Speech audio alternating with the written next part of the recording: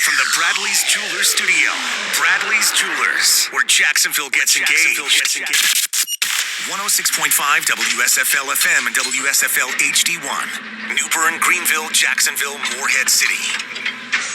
It's time to dig deep and blow the dust off a lost classic. You know what I've always loved? Procol Harum. It's not just for this song. This is probably their...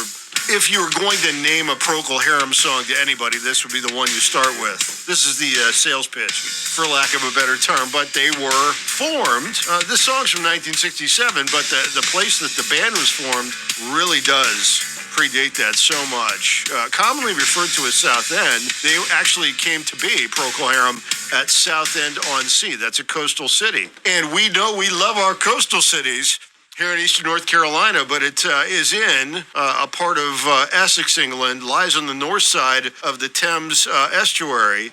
And you could get into the geography of it, but it's home to the longest. This is the greatest thing ever. You think you love the Bogue Inlet Pier? It's home to the longest pleasure pier in the world. It's called the South End Pier, while the London South End Airport is located on the north of the city center, but they've got this pleasure pier. And I was wondering why they call it a pleasure pier. They were first built in Britain during the early 19th century. The earliest structures were the Ryde Pier, the Trinity Chain Pier, and the Brighton Chain Pier. And you think about how much we love going out on a good pier. So let's all just take a peer into what must have been going on. What on God's green earth was happening in the mind of Procol Harum when they wrote A Whiter Shade of Pale, your Friday Lost classic.